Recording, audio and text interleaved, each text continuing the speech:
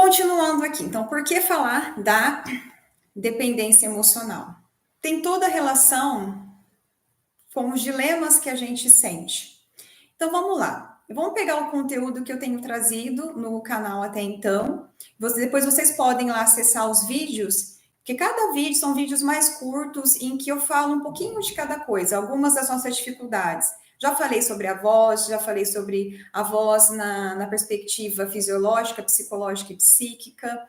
Já falei sobre a comunicação e o autoconhecimento e comecei a falar sobre alguns dilemas que temos, né? Dilemas entre falar e não falar. Então já começa por aí, né? Quantas vezes que nós não temos o dilema? Vamos pegar essas questões que eu já trouxe, né?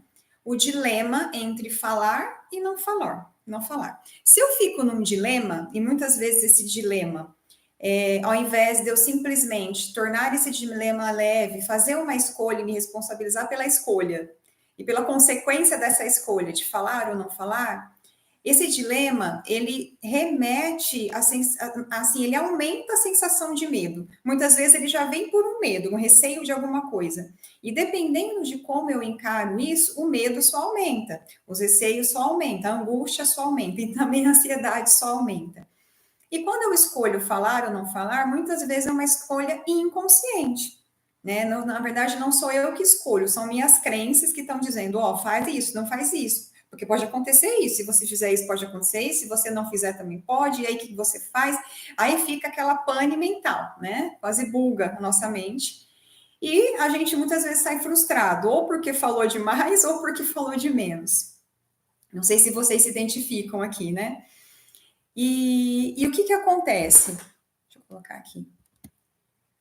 Nesses dilemas, por que eu entro num dilema? Quando eu não sei fazer alguma coisa, eu estou confuso com alguma coisa. E o não saber não é um problema. O problema do não saber, se é que é para ser um problema, é quando a gente se cobre em saber. Quando a gente se pressiona em saber a todo custo uma coisa, e é como se a gente não pudesse errar.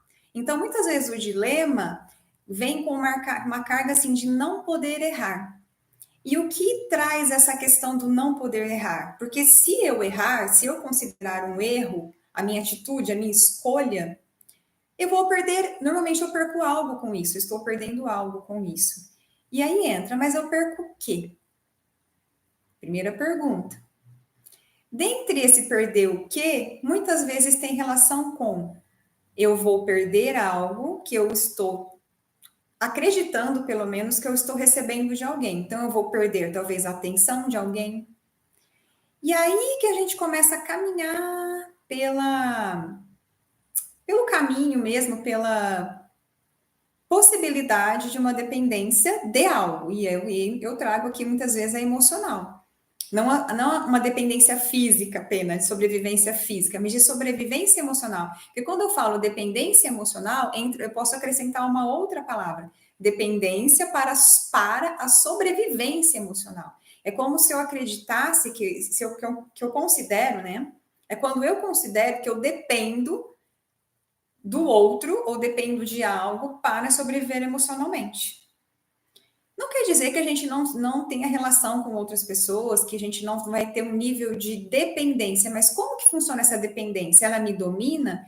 Eu acredito que o outro sempre vai me dar o que eu não tenho? Ou é mais os outros que vão me dar o que eu acredito não ter? Ou eu que vou me dar o que eu acredito não ter? Então, estou colocando várias questões aqui no meio, já até para a gente filosofar e aprofundar, tá? Mas quando eu entro nesse dilema entre falar ou não falar, vamos pegar, tem os vídeos anteriores aí, vocês podem lá, tem até um título que tem esse título. Eu posso escolher falar ou não falar. Então vamos pensar, vamos colocar como uma escolha inconsciente. Eu até tenho consciência do que eu estou escolhendo, mas eu não tenho consciência do porquê eu escolhi falar ou não falar muitas vezes. O real motivo por trás daquilo. Então, consciência daquela escolha naquele momento, muitas vezes eu até tenho, eu vou escolher isso. Mas qual motivo mesmo que me fez escolher aquilo que é inconsciente? Por isso que eu gosto de dizer assim, que a maioria das coisas são inconscientes. E não só eu, né? Várias vertentes de estudo, neurolinguística, de estudos espirituais, que nós somos praticamente inconscientes, né? Eu estava vendo vídeos esse dia, né, que nosso cérebro é 5% consciente e 95% inconsciente. A gente não usa 95%, ou 95% do que nós temos ainda é inconsciente para nós, as nossas potencialidades, os nossos recursos. Então, aonde entraria a dependência emocional? Quando eu escolho não falar, mas porque eu me senti obrigada a não falar. Então, assim, sabe aquela situação que a gente engole sapo, que eu também comentei em alguns vídeos anteriores, em que a gente está engolindo sapo, em que a gente guarda aquilo que precisa falar, que gostaria muito de falar, por um medo de ser julgado, de ser rejeitado, de ser abandonado. E também tem uma outra situação, os últimos vídeos eu comentei justamente sobre isso, que foram os vídeos desse mês, agora de junho, sobre o peso do silêncio forçado. Então, quem se identifica com isso, vai lá no canal e assiste, porque é bem interessante. Eu trouxe até algumas dicas, algumas sugestões, para você identificar isso e para você até começar a lidar com isso. E eu vou trazer agora no mês de julho o outro lado, quando eu escolho falar. Mas quando eu escolho falar, e na hora que eu resolvo falar, é uma fala desenfreada, é uma fala eu até chamo de locomotiva desgovernada. Já estou dando um spoiler dos próximos vídeos aí, tá? A locomotiva desgovernada, uma fala desorganizada, uma expressão completamente desorganizada, em que eu falo e parece que só faço poeira. Também não sou compreendida. E o outro também às vezes fica confuso. A fala parece mais confusa do que assim a intenção que era realmente para ser compreendido. Então, das duas situações, até na situação que eu falo demais, que eu falo bastante, alguma coisa está por trás disso, né? Ou que eu falo acelerado, alguma coisa está por trás para que a fala aconteça dessa maneira, né?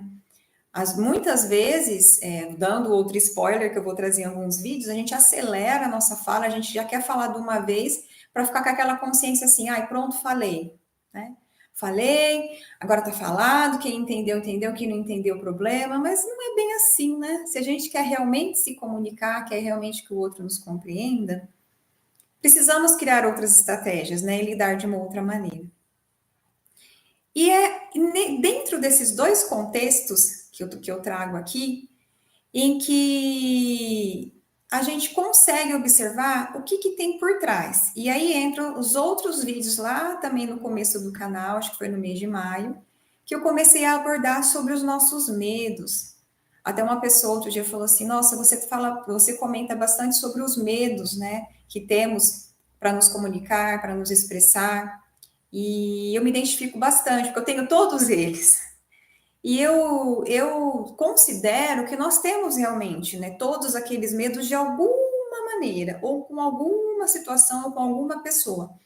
Mas pode ser que alguns deles não sejam perceptível, não seja perceptível, ou eles sejam tão discretos que não me impedem de falar, ou que não me possibilitam também que eu fale de uma maneira completamente desestruturada, porque emocionalmente meus pensamentos ficaram desorganizados e saiu de qualquer jeito. Então, por trás dessas nossas dificuldades de falar, dessa nossa confusão, muitas vezes, em que a gente realmente não consegue a comunicação, que a comunicação é quando conscientemente nós compreendemos uns aos outros, estão esses medos, que eu considero muito interessante, que a gente sente esses medos, muitas vezes eles não são reconhecidos, a gente não sabe que tem, ou se tem, percebe que tem, mas não faz ideia do que, né? Medo de quê, na verdade. Então, a primeira coisa é reconhecer que sente o medo, e a segunda coisa é do quê? Do que realmente? Medo do quê? De qual consequência? Que esses medos têm relação com o nosso, vamos dizer a palavra aqui, nível de dependência emocional, com a nossa intensidade de dependência e dependência emocional, seja de quem for.